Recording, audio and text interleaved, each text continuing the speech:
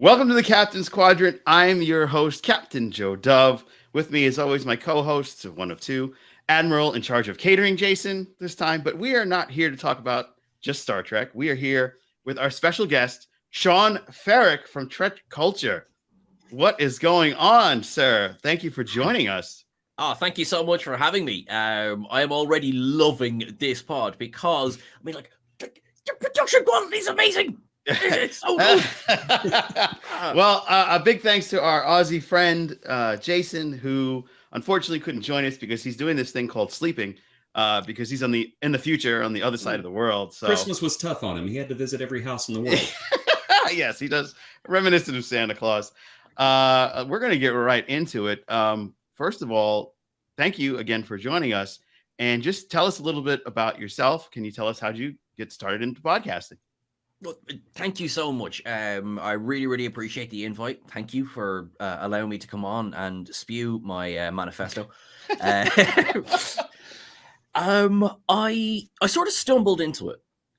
So back in a lot of these things everything kind of came together at the same time. So I've been writing for years and years and years, but like most writers, that you type away, it goes into a drawer, you lock the drawer, you post armed guards on the drawer, and no one ever sees it. Yeah. And I was working in a completely other career. And then just before Picard season 1 dropped, Trek Culture, which is now the channel that I work for, of course, they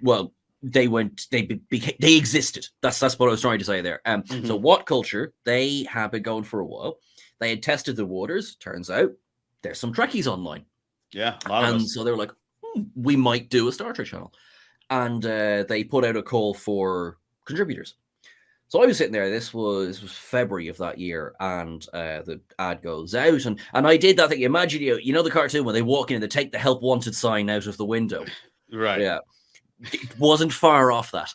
I sort of emailed them going, I'm here. And they said, that's lovely, prove it. And I went, oh, God, no, I didn't realize there'd be a question round. So, yeah, they just said, look, can you write? Was the first question. I said, I'll give it a go. And then that led to writing articles. And so then the funny thing about it was that I was in this other career altogether. This was February of 2020. Good times. In March of 2020, that other career, something happened to it. There was this thing. I'm not sure what the apocalypse. That's basically. Yeah, well said. So I very suddenly found myself, much like most of the rest of I'm in Ireland, so much of the rest of the country, I suddenly had an awful lot more time. And so I started to channel that into, I would do a bit more writing. And at the time, I wasn't doing anything. I wasn't doing podcasting. I wasn't doing videos. It was just purely writing. And one week, the guy was sick. And they said, Sean, can you fill in? And I went, of course I can. And proceeded to have a panic attack. I was like, oh my god. That's when you know you're ready, Sean. That's it. That's it. Yeah, that's why I'm gonna wear a black jumper so you can't see the sweat stains all down the side of me. And so I did that, and I can actually that video is out there. It's the second episode of Lower Decks, the ups and downs for that. I'd have to work up to deer in headlights. You know what I mean? And the editor was very, very patient with me, and he said, this was fine, bring you back again next week. And then it obviously got a bit better. But then along the way, because I had a lot more time, I got very involved on Twitter. And so I started to interact an awful lot more with other Trekkies. And do you remember those early days of lockdown where, everyone suddenly went from being a real human being to being 180 characters? Yeah. And it was a bit like that. And so I was getting to know an awful lot more Trekkies. And I thought, I'd do a podcast while I'm at it. And so podcast, which eventually would become known as You're on Crack, Mate, was born. And that then developed with Trek Culture together. And it's been a bit bonkers, really, for the last, it's terrifying to say, for the last 3 years. Because that's how long ago 2020 was. I know. It feels like 20, But yeah. It's funny because I actually remember your first episode because Adam Cleary was hosting back then, wasn't he? Yeah. He was And indeed. Yeah. And I tuned in for Ups and Downs, and my first thought was, "Who's this? What have you done with Adam?" But warmed up to you very quickly because you have a very charming, charismatic feel about you. And I don't know. Every time you're on, it's almost like, "Oh, there's my pal. There's my pal Sean." Yeah, you're very welcoming. It's probably the key that what keeps people coming back, like me. I'm always like, "Oh, where's Sean?" But now I look for you, so it's like, "Where's Sean?" And the myriad of uniforms. I enjoy the myriad of uniforms as well. That was see. I had the option. I can either wear a uniform for this. It's like no. They'll be expecting that. No. I'll wear a t-shirt. That's what I'll do. Yeah. No. I like what we've got going on there. And Thank you. And Jason, I like how you keep it cool. Excuse me, Admiral Jason. Oh, sorry. Yes. Thank you, Sean. This is usually what I do. Is I just sit here and look pretty. Nailing it. Yay. Hair. I don't have hair anymore. There we go. I also remember when What Culture sent the Help Wanted ad out because I was going to apply for that, and whenever I opened it, it said you have to live in the UK. And I was like, well, okay, fine. Even I might have broken that rule. Hello, from the Republic of Ireland. Just a smidge. And it's funny because you're right. So What Culture itself. So there is an office. There is a building for What Culture, and it's in Newcastle in England. I am very much not in Newcastle in England, but because of that wonderful thing behind me there. Screen. I know that well. And it's kind of like I think I've spent more time. I've spent less time wearing the color green in the last 3 years than I ever have in your life. I check everything, like right. Like Pike's nice new wraparound uniform from Straight Rose. That's great. Yeah, can't really wear it, but it's great. But you'll disappear, blend into the background like you never before. Exactly. Yeah, I'll be like this headless entity. I'll be like a Thasian or something. But it's deep cuts. Yeah. Thank you. I would never say hooray for the apocalypse, and I'm really not making light of it. But had it not been for things like lockdown, I don't think that this would have happened. I don't think that because there would have been no reason for a company that has a studio to take a risk on a remote worker. Do you know what I mean? Oh, wow. See, that's crazy because I would have assumed you had a whole team with you to do all what you're doing because of the production quality. There is a team. Don't get me wrong, but it's all we connect digitally. So So can you go into the process of all that? Sure. So the first thing I will say, and I know I don't need to tell you this. So everyone watch this. The presenter gets to have all the fun. The editor, who does a lot of that. When I say a lot of the work, I mean if we're talking percentages, there's the presenter, and then there, So our editor is Chris Thompson. And for the longest time, I mean, he kept the lights on at Trek Culture because I can write, I can present, and delight you with that, but I cannot edit. I am not an editor by any means. And Chris will tell you that, having received some of the raw footage that I've sent him, he'll be like, "Oh my god, you don't even self-edit." Oh wow! I sent him. We did the So we've just released our in memoriam video for 2022 for the Trek actors who've passed away. The video as released is 47 minutes long. The raw footage he received was 2.5 hours long. Wow. Wow. Yeah. And he made that into a concise video. And I think I believe it flows very, very well. I think he did a great job at it. I mean, don't get me wrong, I was very good. Very, very good. But he made me watchable. Oh man. All right. So so sorry. The process very. I film. I send it to him. He sweats blood and tears, and then a video is born at the end. Nice. That's the way to do it, man. I know when we switched to StreamYard, I have another thing called To Be Seen, and when we switched to StreamYard, we stopped during the whole pandemic, so we went on this huge hiatus. But when we came back, it was like getting the band back together, and luckily, our co-host Aussie Jason put us onto this, and it was a game changer because this whole world of remote working is incredible. Yeah. Yeah, and I see that the magic is there. Oh, yes. Yeah. Very, very much so. Very Yeah. much so. The one funny thing though, so I when I say thankfully I live alone, bear with me, I'm going somewhere with this. So thankfully Okay. I live alone, right? Mhm. However, that means that anytime someone comes to visit, I have to explain why I have a soundproof room in an apartment. It's like, Sean, I was like, okay, I'm a geek. Yeah, I hear you. I hear you. I See, hear you. if I didn't know anything about this, I would see a soundproof room, and I'd immediately think, he's had somebody tied up in here with a hacksaw or something. No, he's put plastic on the floor at some point. No. I always think, oh, this guy's a podcaster now because I'm doing the same thing. And you know what? Any of those things, just dream, kids. You can be anything you want. Trek culture has got a very, very good and well-earned reputation as being a trusted source of Star Trek information. What do you and the team behind you do to ensure the integrity of your information that you do put out? Thank you for asking that, because that is something that it's really, really, really, really important that we walk the line between, you have to get the news out quickly. I mean, that is the nature of the internet.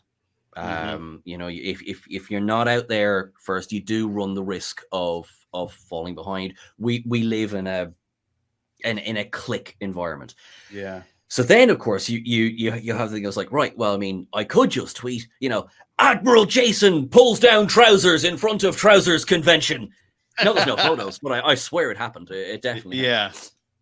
So there's a lot of legwork. There's a lot of, you have to check your sources. And we don't always get it 100%. And when we do get it wrong, we correct. That is a big thing as well, because sometimes Sean Ferrick has announced that he is starring in Star Trek 4. That's great. No one's confirmed Star Trek 4 is happening. Yeah. So the title can't be, Sean Ferrick confirmed Star Trek 4 is happening. It's like, no. You need to go back and check, right, what are the little bits along the story here? So, and things like that. Now, sometimes that's nice and quick because you have these sources available to you. That is the wonderful thing about the online sphere that we live in, is that it's a lot faster to get access to these sources. And with the amount of creatives who are active on social media, that's a big thing as well, that sometimes you can literally reach out to the source. You've got people like Terry Metalos, who's very active on Twitter. You've got the Hageman brothers, very active on Twitter. Aaron Walke as well. I mean, these are people that you can actually reach out to and ask a direct question. That's not to say you'll always get a response. These people are very, very busy. But sometimes you hit them at the right time, you get lucky. And in a nutshell, it's a lot of asking questions, waiting for replies, or, chasing down, like, let's say, the big ones like Deadline, Variety, SFX, they publish an article. You're like, Grant, okay, this is great. What are their sources? Let's see if we can source where they got it, just so we're not repurposing other people's content, which obviously nobody should do. And, so you're like, Grant, cool. So, and also not naming anyone particularly, you're like, well, did they do their due diligence? Did they, check this? Because, like, let's say, Trek Culture publishes an article that says John Ferrick gets to star in Star Trek 4. Grant. And then Sean Culture comes along and goes, oh my God, Trek Culture has reported. Yes, but did anyone check that source? Did anyone go to the original and things like that? I am not appearing in Star Trek 4, by the way. Nor has Trek Culture repeated that or anything like that. Yeah, it's cool. Right. Star Trek 4 is called Star Trek 4, Sean Ferrick. But that's, listen. It's Star Trek 4, Sean Ferrick. Yeah. Literally, it's all right at this point. Wondering about names. At this point, I think that you've got about as much chance of appearing in it as Chris Pine and Zachary Quinto do. Yeah, that's unfortunately true. I keep hitting my desk with my leg. Oh my gosh. Yeah, careful with that. So let me ask you, what are some of the cool things that you've been able to be a part of and see because of your involvement with the channel?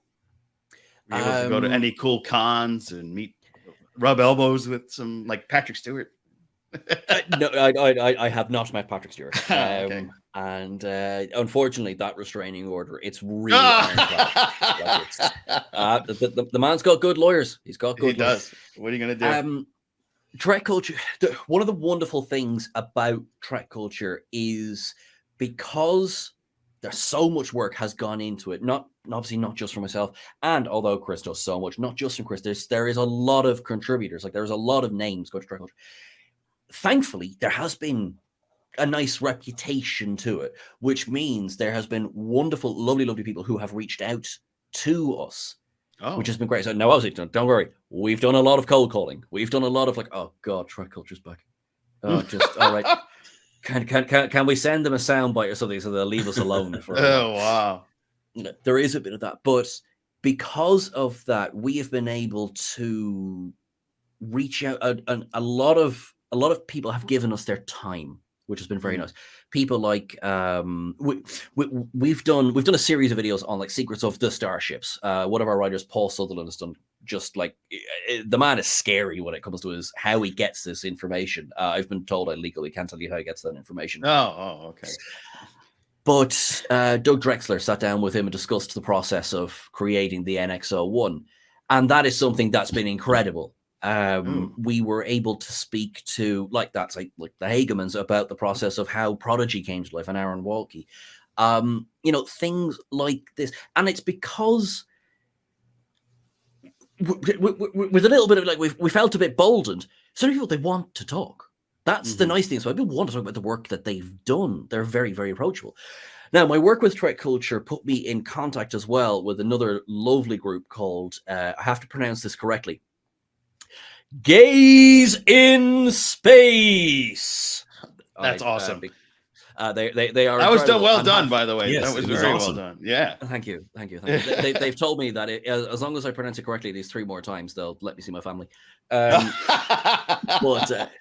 I was able with them. I was able to attend Star Trek Las Vegas last year, and then between Trek Culture and it was unbelievable. It was fantastic, and it was a bit cool when there was one performer walked up and says, "Oh, I like your videos." And I went, "Oh, that's great," and walked away and hyperventilated to the corner. It's like, "Oh my god, oh my god, oh my god." I'll be doing that after this interview. By the way, so it's all up. Yeah. But so things like that have been very cool. But it's that I suppose in a way, in a Trek specific sphere, one of the nicest things in terms of like the franchise itself has been, I suppose, access to speak to people who have been involved at any point along the way. We've spoken to people who were involved in the original series right the way through up until the most Strange New Worlds, and it's been fun because they're just nice people. And it's something, and we present a face of being nice as well. So, and no one's it's evident as you being on our little pod. But it's amazing. Like, you're me. You're me. I'm just going to steal your contacts. I'm going to reach out to your contacts. That's great. Oh man, yeah. The opportunities are endless when you have like weight behind you. It's always pretty cool. So let's talk about. I do want to say really, really quickly. Absolutely. Be surprised how early on people would engage. It's like, I'm delighted to say Trek, we got a load of subscribers and we're so grateful for it. But people very early on, like when we were only small, they want to talk. Like it by no means think that the size of the channel is why people would answer the phone. Like, reach out to people. And I say that to yourselves. I say that to everyone. Reach out to people. You will be shocked as to who will pick up the phone. As I say, not Patrick Stewart, restraining order, totally fair. But, but that has been one of the wonderful things. And also, this is going to say, I'm going to get really mushy for a second. So, sorry. Oh, I love mushy. Let's go. I hate, no, I don't. The best thing out of all of it, and I mean this 100%, is the community. True. The community that has come up around it. It's great when I get to speak to somebody who's involved in Trek directly. It's better when I get to talk to a whole bunch of people and we get to talk about what we like, what we don't like. That's fine. You know, we are allowed to disagree. Some people will disagree that we are allowed to disagree, but that's disagreeing. Yeah, but it's been wonderful. Awesome. And now I'd like to jump into your new branch, the Clone Star Pod. Can you give us a little bit on why you chose to kind of almost start all over again with this? Well, so thank you very much for bringing it up. So the Clone Star Pod is myself and Joseph Hurley is my co-host for the Clone Star Pod, who, by the way, came up with the name. So there we go. So Joseph came up with the Clone Star Pod. And it began originally, as these things often do, it was, you know, the kind of thing where you're like, you know, you're a Trekkie? You're a Trekkie? Are we Trekkies together? We're Trekkies. Let's be Trekkies. Yeah, We just became best friends. Yeah, that's what happened with this guy. it's oh my God, it's literally that. Did we just become and that was great. And Joseph's thing was, right, and he's going to kill me for saying this, but I said, oh, the animated series exists as Star Trek as well. And he nearly started because it's his favorite early Star Trek is the animated series. And nobody seems to want to talk about the animated series, even though it's got some bloody good episodes in there.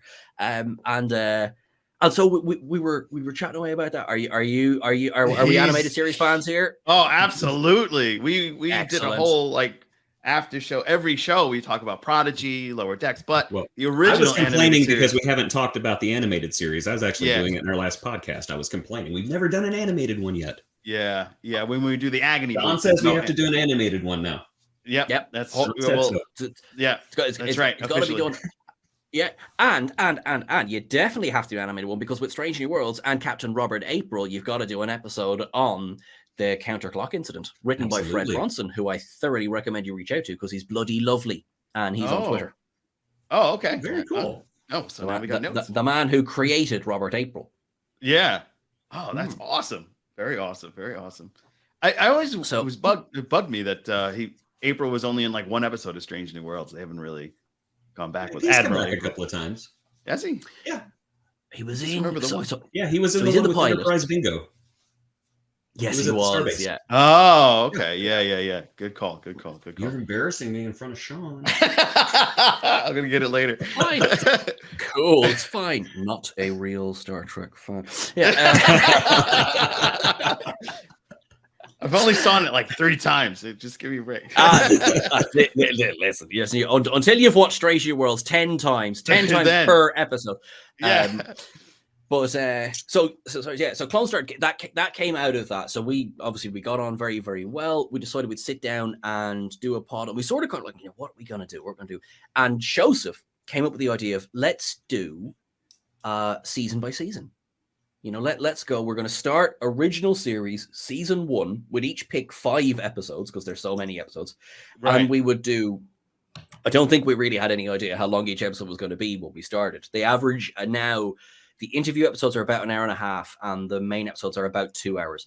And we went back and took it. So we're about to, as of the recording of this, we're about to start Deep Space Nine. Oh, so we did all of the original series, did all the movies, and we've done all of the Next Generation.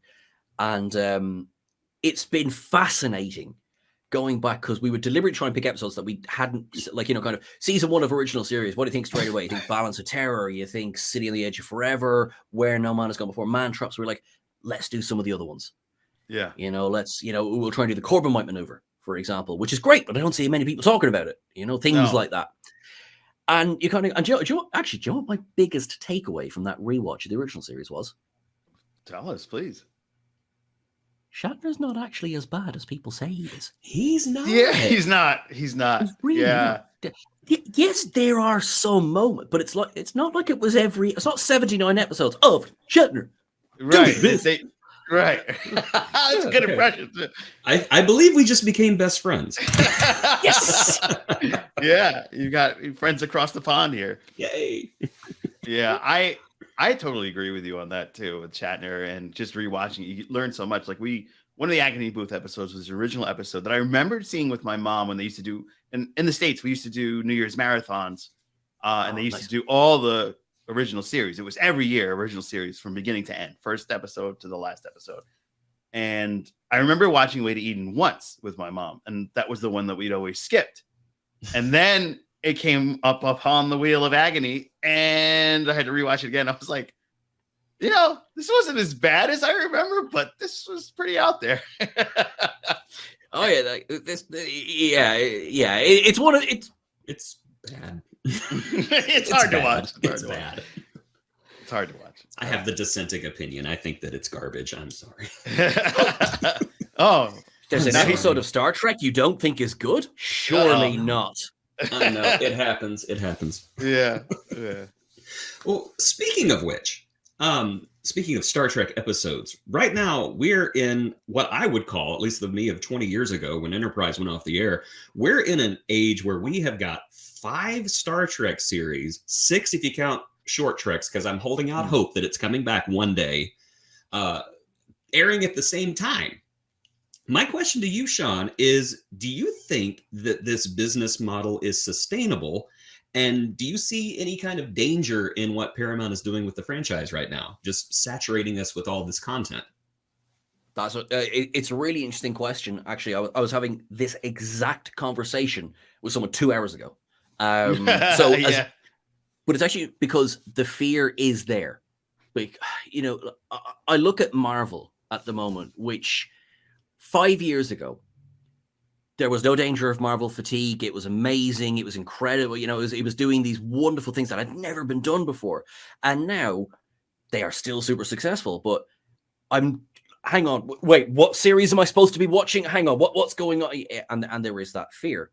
If I was to bring that fear over to Trek, while Discovery, Picard, and Strange New Worlds and Prodigy are all completely separate from each other, I'll come to Lower Decks now in a second, but they're all completely separate from each other.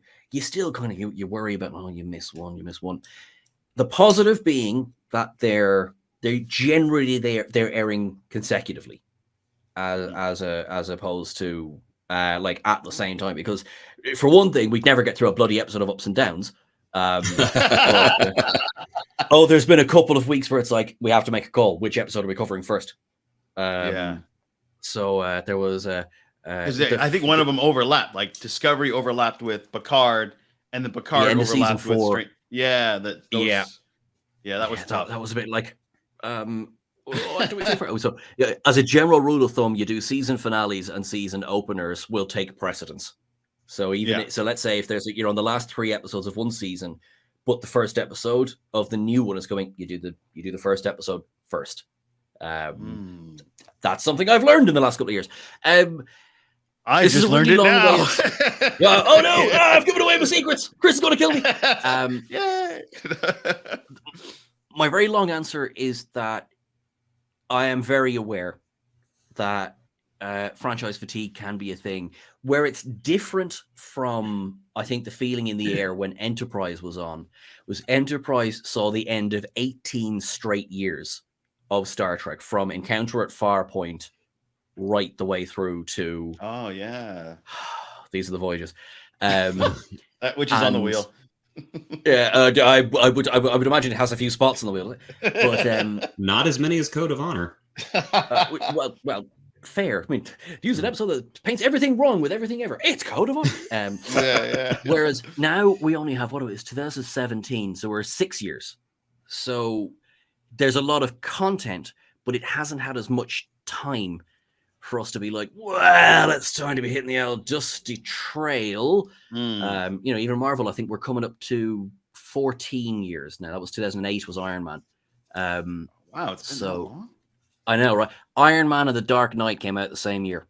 Oh my god. Oh, there we go. There's some like mind bending stuff. Both of which came out before J.J. Abrams' Trek 09. Wow. So that JJ has happened since the Marvel Cinematic Universe started. That's a weird one for me.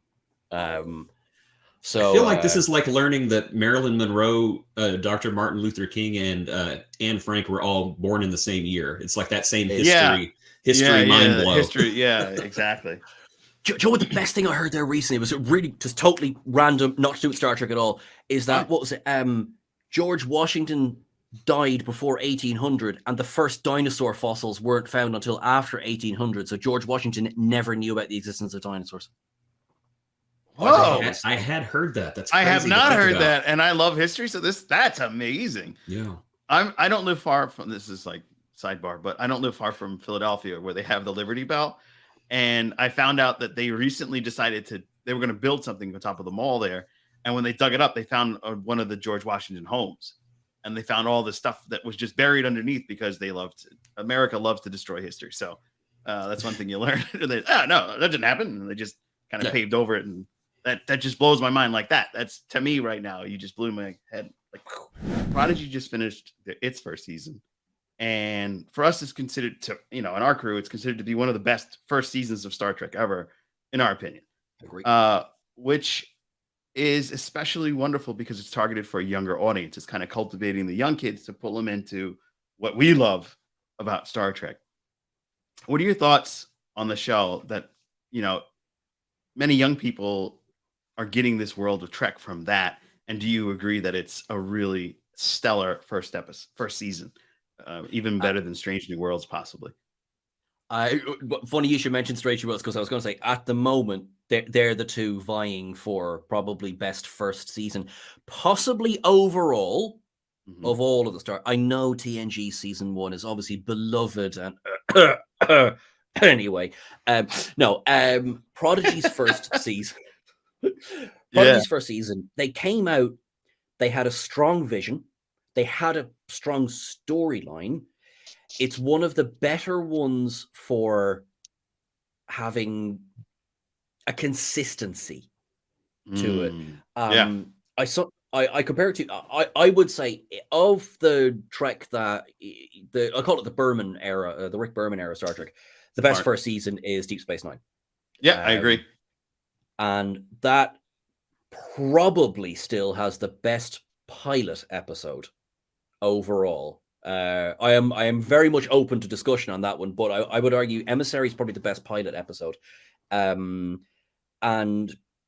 like most first seasons, it's mixed. There's some episodes that are fantastic, and some episodes are move along home.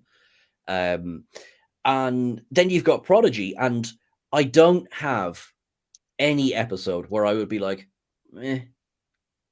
I think the tone was consistent all the way through. I think it has a couple of the best episodes that have come out since 2017. That the season arc, the last Supernova Part 1 and 2. Whoa! Yes, it's fantastic. Whoa. And here's something that when you do animation right, you care for the characters. Yes, because you have that problem when you go into, well, I won't say problem, you have a challenge when you go into animation, is that when you go into a live action and somebody is cut, you're like, oh no, that person's injured. Yeah. When you go into animation and somebody's cut, you could spray the wall and they'll still be fine. Yeah, because it's cartoons, right? I cared about the characters. I cared about the characters so much that I was, and I've well documented saying this, I thoroughly disliked Dal for the first few episodes. I made no secret of this. I was like, every week, Dal, down, Dal, down. Down, yeah. And then we got to, there was probably specifically the episode Kobayashi, but around that time, it was around the first half of the first 10, and I went, oh, so you're telling me Dal's on a journey? Oh, I see. Yeah, as in... And I think that was me falling into the trap that I often give out to people about, so pot, kettle, black, was knee-jerk reaction. It wasn't exactly everything I wanted to be right the first second. Therefore, I'm struggling with this character or whatever. And I am just as guilty. Maybe not as guilty as other people, but I am guilty of doing that. And so then we had our break. And I know the break was a Paramount decision. It wasn't a Prodigy decision. They were told in the beginning, and the same will be true of season 2, do blocks of 10 in terms of story. So I think the option will be there to split. Now, I'm 99.999% sure, never say 100, but 99% sure that season 2 will air as 20. It's not going to take a break this time. Which I think will be better for... I have no access to viewing figures or anything like that, but I think Prodigy had a slower build than, say, Lower Decks did I think the live actions. I think by the nature of live action, there's an audience sitting there ready to go.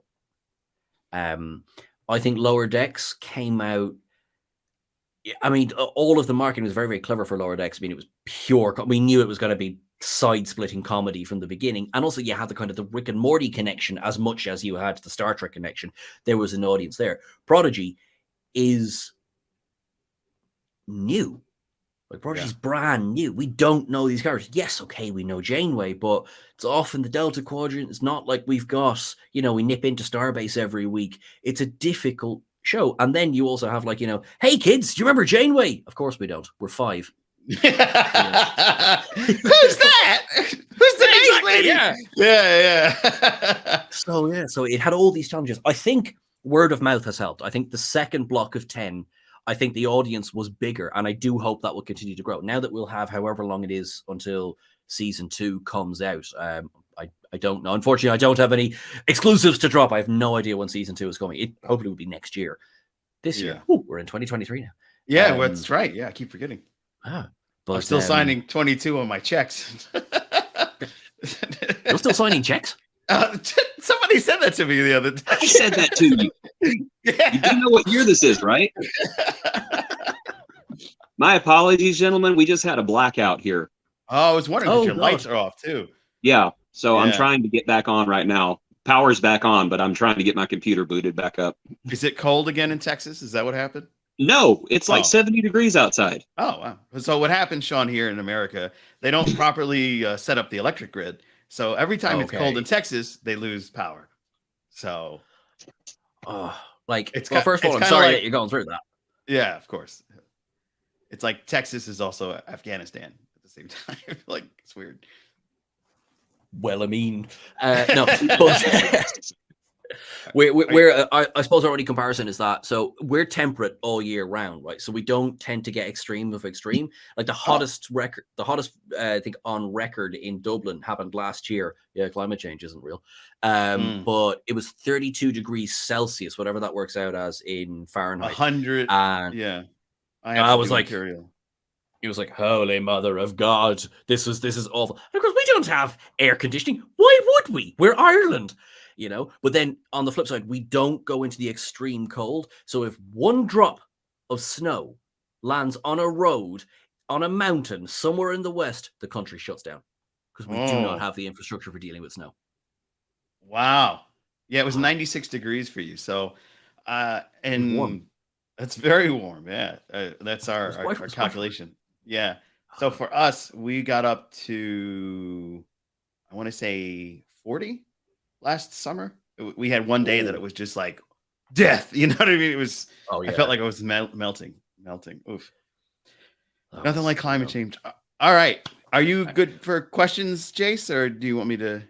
Well, my questions are currently not up because they were on my computer. So if you want to go ahead and take it, that's all right. that's Cool. fine. Yeah, no problem. All right, Sean. So, do you think we will actually get a Star Trek film that closes or at least continues the Kelvin timeline? So we're getting into Trekkie questions. At this point in time, no. Oh. And wow.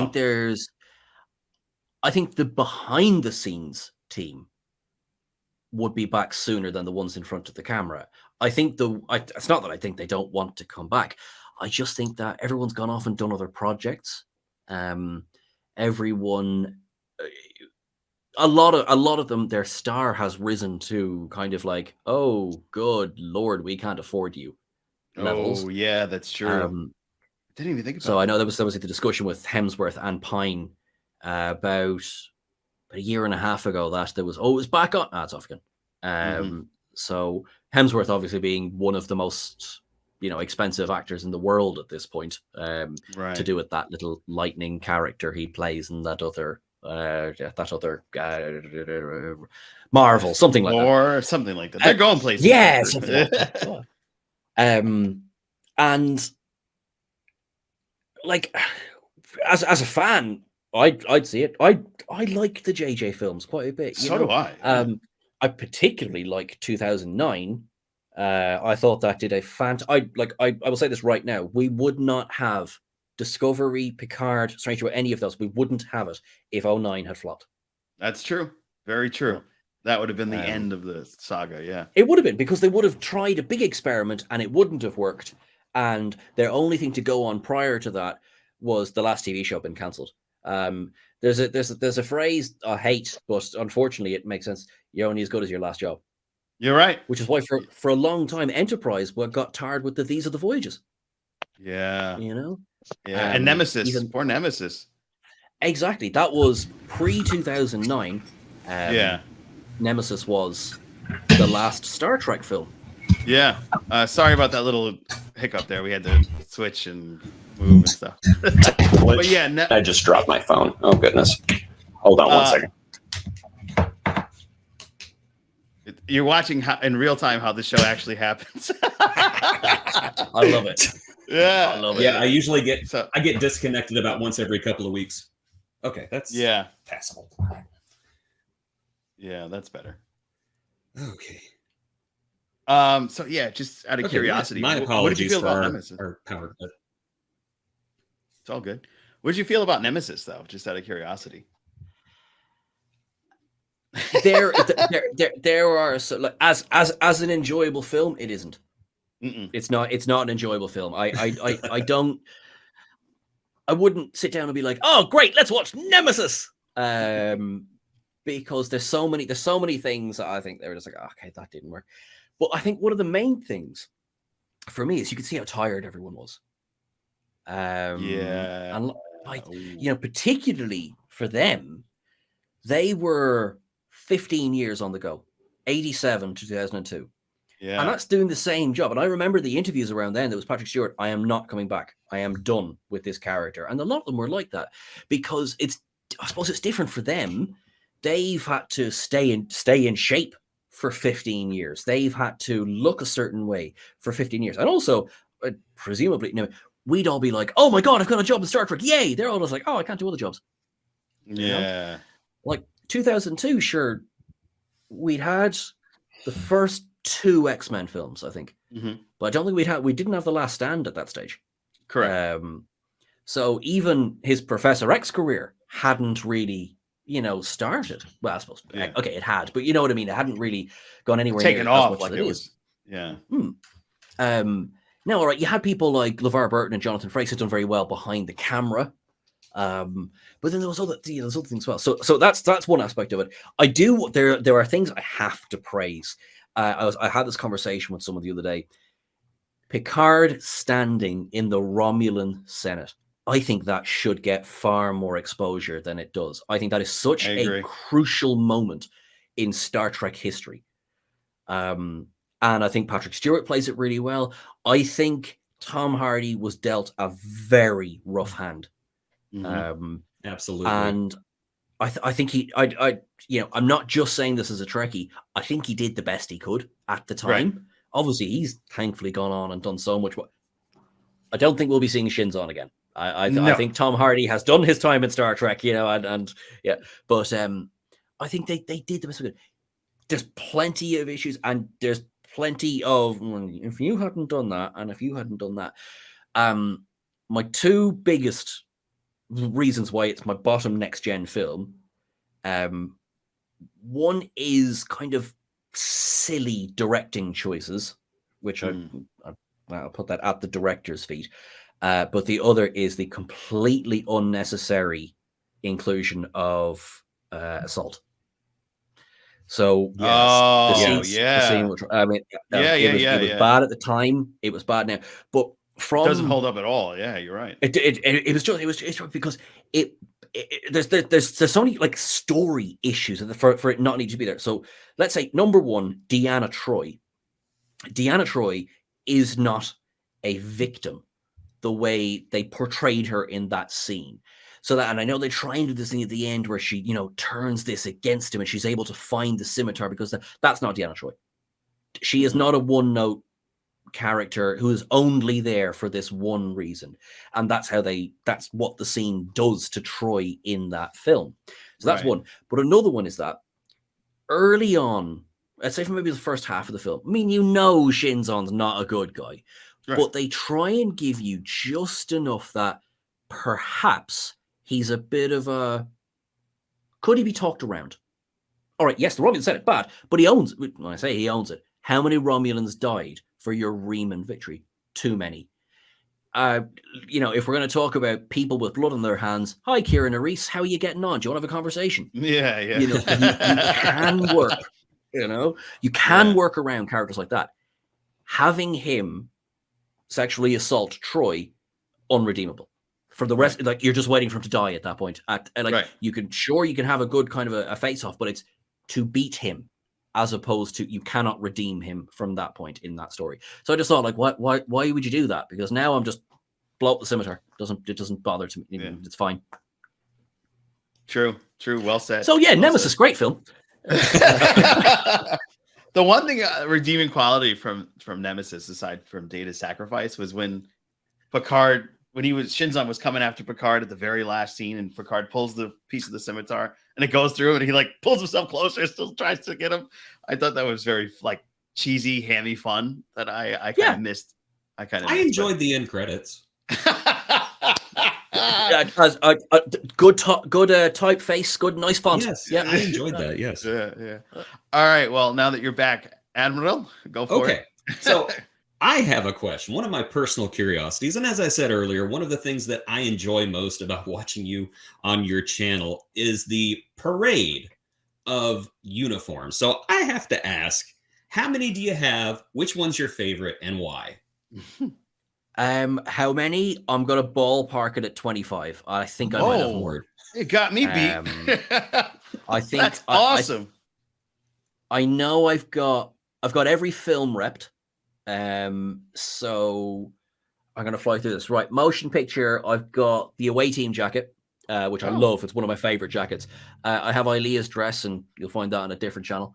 Wrath of Khan. I've got Monster Maroon. I've got Monster Maroon, and I've got the... I saw that. Yeah. I've got the Wrath of Khan away team jacket. Now that one, that's one of the good reasons I live alone, because that was it's this or rent this month. It was one of those decisions, and I'm happy with. You made the right choice, I'm sure. Yeah. Well, Search for Spock. I've got the Vulcan ropes from Search for Spock, which I suppose, and a lot of that carries into Voyage Home, so it's a bit of a cheat, I guess. Final Frontier, I have Go Climb a Rock. So quite love that one. 6, I guess, again, we're doing doing the Monster Maroon. I've got the crewman, the onesie. You know, those where you see them running around. Yeah. Got those Generations. I like this one. I've got the naval uniform from Generations. I love that one. Oh, that's cool. Wow. So, yeah, I like that one a lot. What else I got? And then kind of First Contact on. I've got the grey one, and then I've got the JJ one as well. What's really comfortable is Kirk's one in Beyond. It's really comfortable the way the collar is and everything. So now, okay, what's my favorite? I'm really liking the Strange New Worlds one. So actually, this comfortable for me. Captain Joe, what you're wearing there, I just got that the other day. Oh, really? I had one that they released earlier, but the quality was perfectly fine. But yours is, I can see yours is that heavier quality, but right? It's probably Koza Mart. Yeah. Yep. And it's a little bit neoprene. Can't really see, so it stretches perfectly for my svelte body. It's good soup, is what it is. Yes, it is. I have both the 60s and the 2020s green wraparound. So cool. The 2020s one slightly more comfortable. Excellent. Like. Yeah. Okay. Probably, I'd say, I haven't really answered the question as well. Do you know what I love? Is the Prodigy one. I love that one. You got that one already? Wow. Yep. Yeah, I've got that one. No, like I am in severe credit card debt. I've got $11,000 of credit card debt. So I gotta ask. I'm wanting to get into cosplay, but I've never done it before. Where do you get your uniforms from? So both of y'all. eBay. eBay. eBay would be my one, yeah. So, but specifically, if you can find, there is a group on Facebook, which is Star Trek. I'd have to get the name. Basically, type in Star Trek costuming. It's a private group, but I mean, if you say I like cosplay, you'll be in. It's just so that it's not getting spammed. And that is a great one because, like that, the Cozumart we were just speaking about, the one that Captain Dove is wearing there, they will test the waters there. So they put up the away team uniform, you know, the kind of the sand uniform from Enterprise. They said, right, if we can get 30 people who will commit right now to buying this, we'll go and make this. So that would be, so they're doing some of the best stuff on the market. They do excellent. I have the Voyager jumpsuits, and they do really, really excellent quality ones of them. Because like anything, like you will find them if you go out there. You'll find different costume makers. You'll find different, both mass produced and not, and there will be varying levels of quality, which is, I suppose, fine. It depends what you want to do. Do you want to have like the most super accurate cosplay uniform, or do you want to go to a costume party? Do you know what I mean? Yeah. You know, you don't have to drop hundreds of dollars on these things. You can go up and up and up and up and up. I can tell you right now, if you want a screen accurate Monster Maroon, get a mortgage. Oh, because you will be getting that tailor made, and you will have to go.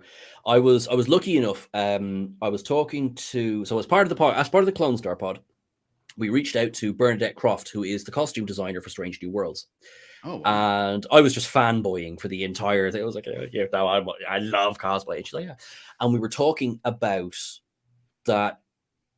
Massive spoiler for everyone who hasn't seen Equality of Mercy. No, you're good. Cool. All right, cool. Yeah. So the Monster Maroon that appears in Strange New Worlds. And I said, I'm going to ask you bluntly, where'd you find the undershirt? I cannot find that undershirt anywhere. There's ones that will come up to there. Yeah. And actually, in Tapestry, that's what Picard is wearing. He's not wearing the movie uniform one. He's wearing that costume one that only comes up to there. And in yesterday's Enterprise, they don't wear it at all. Huh. Yeah, it was like a new Jack version. Crusher.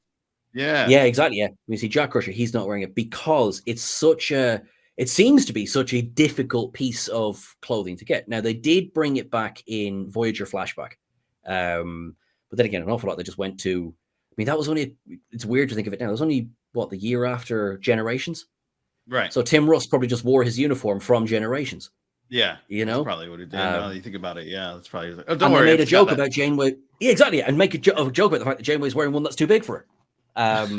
So that is the most difficult one to get, which is where the term Monster Maroon comes from, is that it's a monster to do it.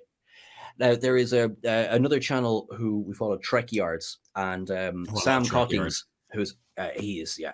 Now, he has a screen accurate Wrath of Khan one, and he told me how much it cost, and I went, Yep, I can see that cost in what you're wearing. Yeah, but that one is hard. So I asked her, like, can I ask, where did you get the undershirt? And she said, we had two. That was it. We had access to two of them, and they had to try and work around that one. I was like, wow. And that's a Star Trek production. Yeah. Let alone Sean sitting in Ireland on eBay trying to find something online, like, you know. Yeah. That's how hard it is to find that one. So so my really long way of saying, do cosplay. Maybe don't start with Monster Maroon. Work your way up. Yeah, you'll just get frustrated. Yeah. But there's amazing quality. Near pretty much everything else. There's amazing quality stuff out there. Next Gen, you'll find easy. There's really good stuff for Next Gen out there. Voyager, Deep Space Nine. There's quite a difference in the First Contact movie uniform ones. None of them are bad, but there does seem to be a lack of consistency with the color of the gray. So I have one that I think I was quite. It's Cozumart again. If you can go with Cozumart, if there's one designer or one supplier that I could really recommend, it's Cozumart. I went with Cozumart because it, fit the shoulder. I have a 3-foot shoulder span, 0.5 meters. So like I have a hard time buying clothes. I have such broad shoulders. And Cozumart was like, oh yeah, we got you covered. So I'm like, yay, love you guys. Yeah. They're fantastic. Like they'll do tailor-made it's not break the bank money. Right. That's Exactly. one of the reasons I really like them. Yeah, absolutely. For the record, I'm not being paid by them, by the way. No, If they want to send me free stuff, please, by all means, do. That's absolutely fine. But no, I'm just a very happy customer. All right, Admiral. Oh, so as a writer in screen presence, is this my question or is this your question? No, it's you. Okay. You lost in space. Okay. So I brought it. Okay, so you're a writer. You've got a great screen presence. As I said, you're very charismatic. You're fun to watch. You seem like an old friend every time you pop up on YouTube. Have you ever thought of auditioning for, mainstream entertainment, in particular, Star Trek, or submitting a script, or getting involved somewhere in the official Paramount universe in some way? Have I thought about it? Yes, of course I have. Absolutely. I don't know in what way. I have to say I've not thought of submitting a script. That's one. Even much as I enjoy writing, that's not something I've thought of doing. Not that I never would, but to this point I haven't. Certainly, I'd love to appear. Wouldn't we all? Right. Like they're showing on the Enterprise. How are you getting on? There's me walking by. But I mean, honestly, I probably shouldn't say this on a recording, but if you want me scrubbing the toilet in the back, mate, I'll do it. It's I'm not precious. But sure, you want to make me captain? Yeah, fine, I'll do that. Yeah. But cool, the captain of sanitation, I will do that too. There is no job too big or too small. I would obviously love to do that. I'm not sure if I've to be honest, like acting's a skill. I have no experience in acting. But bar a couple of stage shows in college, which maybe is best left unmentioned. Yeah. All right. But yeah. I mean, sure. Listen, if they were offering it, I'd have my people reach out to their people. My people being me. Yeah, their people I am being my people. The security guard before the security guard before the security guard before the security guard. But of course, I'd love it. But I'd be happy with any little, franchise spin-off that I'm the head of on the USS Ferrick. Yeah, I saw that. That's a cool design with the Enterprise B or Excelsior. Is it Excelsior or B? It's B, because okay. Actually, question to yourselves: OG Excelsior or B Excelsior? B Excelsior. Sorry, Chase. I gotta go with the B refit. Really? Yeah, I love it because I think that the Excelsior itself screams 80s, and I think the design got really dated as it went on. And I think that the additions of the two fins at the bottom and the extra impulse engines and changing up the nacelles, I think it updated the design and kind of broke the smooth 80s design of the Excelsior, and I think it just looks better to me. So. Yeah. I've got an Eagle Moss behind me right there. You can't really see it because it's too far back. I haven't figured out how to get these ships better, but and I paid more than I wish to say, but I absolutely love that ship. I love the B, the D, and the E. And I do have a spot for the original, but just those three are just like, oh, this is really cool. It's like very different. So that's why I have that back there. I love it. Yeah, it's actually it's funny, but both of you made really good points there. One, I agree, it's cool. I think it was probably the first, dare I say it, probably the first Enterprise that in letters ways, because D came first and then C came first. Right? Yeah, it was probably the first one that I thought, oh yeah, that's cool. I like that one. But you are so right in saying that the Excelsior, the OG design, it's so 80s in the way that I think the motion picture refit, which is that's my one. Same. It's so 70s. It's so 70s. And it's very late 70s. I know it, but it's so 70s. And considering it's a refit of a 60s design, which I think is gas, but like the 1701, the original one, like that's as 60s as you can get. You know? Absolutely. But I have one here that's so 60s it never made it on screen. I don't know if you can see. Oh wow. Is that upside down or hang on? How does that's the Eagle Moss? Yeah, no. Yeah, that's better. 1717? Oh, yes, that's Yorktown from the original. This was from Gene Roddenberry's pitch to the networks going, hey, I've got this thing called Star Trek. Wow. So yeah, that was a convention find. And you know what you were That's saying? cool. You spent too much money on that. We're on the same boat, brother. I got all Yeah. this. Also, my Enterprise D lights up and stuff, but Yes. it's not Playmates. It's actually a company that made a Bluetooth speaker. So Oh yes, I've heard of Yeah. that one. yeah, so like sometimes I'll be able to get it to connect to my phone. Didn't work today, so that's why it's not doing its thing. But That's it's pretty okay. neat. And I think Jason has a Stargazer, which has another ship that I think. Oh, lovely. Don't you have the Oh. Stargazer? I have Picard. Oh, Picard's original ship. Yeah, Picard's I have- original ship. I have that, but it's in a box somewhere right Yeah, now. I know. He just Yeah. moved, but yeah. I see the Daedalus though. That one's cool. The Daedalus is the Daedalus class. It is, yeah, the Daedalus class. Oh, The yes. one, yes. Yep, right here. Man, you Oh. very, very good eye, Sean. Yeah, I'm in the room and I was like, where is it? Yeah. I love this yeah. design. Yeah, that was a I cool was one. hoping to see this on Enterprise one day, Same. but no. Same.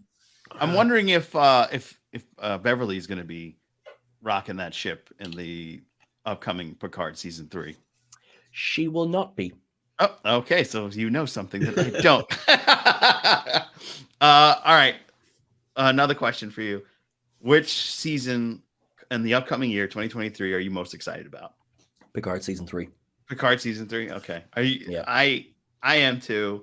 I kind of got burned, and I was seeing how they spent too much time in the past in season 2, and it started off so strong, and then it kind of just like, ooh. Yeah. It- It's So- sloppy, I thought. I will say, yeah, the middle of it, it just it dragged. It was Yeah. I was so this is my honest review of season 2. Excellent beginning, excellent ending. Right. I know people have their issue, and I completely respect the fact that people have their issues with the last episode. I enjoyed it. Right. There are issues, but I enjoyed it. But that middle bit, it felt like, I'd say a good 4 episodes could have been done in 1 hour. Yeah. It's like we got the same brain. Yeah, exactly. We said the same thing when we were like, this could have been wrapped up a lot quicker. Like, what? Why? There was, so someone made it. I mean, this feels so right. But someone made an excellent point there earlier on today. It shows you how often I talk about Star Trek. I was having this conversation. Same conversation. That my MVP of the season was Alison Pill, and I couldn't stand Jurati in season 1. And yet I thought her double team with Annie Wershing was brilliant. Give me more of that. Give me a season of that. I am here for it. Right. But I know you had to make Picard trust her, but the Borg comes through and says, "Hey, listen, I'm clearly not the collective. Something's coming through. Throw up your shields." Yes. Grant, Yeah. now that we're all Yes. chilled out, cool. Can I reach out to Picard, please? Yeah, that probably. It's obviously it's not the that approach. pressing. If It's he had all time about to the fly approach. in from Earth, Yeah. so that was it. And then someone raised the point, and I was going like, "Oh no!" I was like, "What did Q actually do?" What did he get sick of? What was Yeah. the reason why he passed? Franchise-itis. I don't want to do this anymore. I'm out. I'll do this series on the condition that it's yeah. the Harrison Ford syndrome. Yep. Or the Brent Spiner nemesis. It's like, "Oh, I'll be back, Uh, but you will be killing me." yeah. I will And never come back to this franchise until I do. Hey, Brent, you're in the opening scene of Picard. Sure, why not? Yeah. But that is But you're right. What did he do? Because I have to be fair, like, kind of one of the things we like about doing the ups and downs is we've got to be fair. I got to be like, I loved John Delancey in it. I thought it was brilliant. I loved his first scene. And you turn around and it's de-aged Q, and he goes, "Oh, boom, that's it. Yeah, That's that was that's cool, all I yeah. need. That was great. I get it. You're a bit further along." Chris, our editor, has this great clip where he goes, "Oh, allow me to catch up." He clicks, and then all of the stuff that goes on in Voyager happens in the meantime. So then you see him awesome. start. Yeah. I was like, oh, I like that, and he does. He like almost ages naturally. I mean, it doesn't his cue, but you know what I mean. Like, you know, kind of. I was like, Yeah. oh, I like that, and then he gets back to Picard at the end of his life, or for however long a Q lives, infinite or not, as the case may be. And then while he was very good, there wasn't any reason for this. Okay, right. Picard needs to put the key in the wall. Okay. And for me, I thought it was a lot of nice ideas that didn't really coalesce. And then you have great scenes, really great. I mean, that again, that first episode is brilliant. I thought The Stargazer is a great episode. Farewell is overall a great episode. There's bits like, what was the point of Adam Sung? Yes. Nice to see Brent Spiner again. Obviously, someone is really good at writing a contract. Do you know what I mean? I'll be in this season, but I don't want any makeup. Yeah. We'll make it happen, Brent. Apparently, they figured it out for the next season too. So be ready for that. That's great. Do you know what? Because we've seen trailers and everything. Yeah. Oh, of course. Yeah, we're just as Trekkie as you are, bud. I like this. I'm with my people. I'm with my people. If they do a throwaway line about at some point Lore skinned someone, I'm like, yeah, okay, I accept this. Oh, wow. Joe, of course he did. That's dark, but yeah, I love it. I'm here for it. I'm here for it. Yeah, because he's the kind of he's the kind of villain that would do that. Yeah, exactly. Yeah, absolutely. Yeah. Oh, it's so much. All right, it went down a dark path. It did. It did. But let's end it on a brighter note. Tell us what's coming up for you, and let everybody else know that's your exciting new ventures. Cool. Well, thanks. Search and explore. Thank you very much. Right. Okay. So obviously at the moment, Ups and Downs, there's no episodes to Ups and Downs. So that's on a hiatus until February the 16th, which is when the Picard season 3 premieres. So keep an eye out. You bet your bottom dollar we will be ups and downing that one. And then if the last couple of years were anything to go by, that'll be me working every Thursday from now until about, I don't know, first contact day. Then... So obviously Trek Culture is still, obviously we're releasing weekly videos. We have a whole series of things you didn't know coming up about various characters, various ships. So always keep an eye out the channel. Although I must as well, because I see some lovely TARDISes back there. Keep an eye out for Who Culture as well. Oh, which is also look at this. Also a thing. We will be, there's a couple of times actually my phone flashed in front of me. Sorry, I should have turned it off. But it's my editor on Who Culture who on a Saturday afternoon is sitting down editing a list. So that will be going live in a couple of days. It will be actually our tribute to those who passed away from Doctor Who in 2022. Yeah. But a big thing I really want to mention is in May of this year. So between May 5th and May 7th, the Galactic Diversity and Inclusivity Con is taking place in Philadelphia.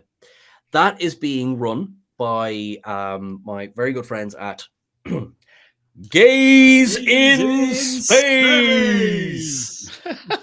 It is the very first con of its kind. There is, I think, as of recording this, 15 guests from Star Trek and the Orville who are confirmed to be appearing. Interesting. If you want to get tickets, go on DNI, because you can't do an ampersand in the thing. So dnicon.org. And if you get tickets before February the 1st, you will get basically the front of everything. I really should have learned this pitch. And so that's it. I will be in attendance. So yes, I am absolutely. I'm kind of plugging myself here as well. So come and make me not feel lonely. There. Yeah, Excellent. I'll see there. I'll be there. Cool. I'll go do that now, and I'll put that in the show notes so that people can join both of us. Brilliant. But they're, cool. Yeah, cool. They're going to be more looking to see. Yeah. They're looking to see you, but I'll be there. I'll see you. Look at they've seen me. There's nothing special with me. I'm just a hairy Irishman. You know. So they'd be the big things, and of course, always keep checking out the Clone Star Pod as well. We have a couple of very, very, very, very, very special guests coming up on the Clone Star Pod, which I'm delighted about. But of course, I don't want to give anything away, or show will break my legs. Okay. So but some some cool stuff is coming up. And I think after that, just be nice to each other, everyone. And Absolutely. it's okay to disagree. I'll try. Yeah. Why are you looking at me, Jace? Thank you so much, Sean. I'm Captain Joe Dove, and with me, Admiral of Catering. He's in charge of all the waters. And until next time, Not leaf water. live long and prosper.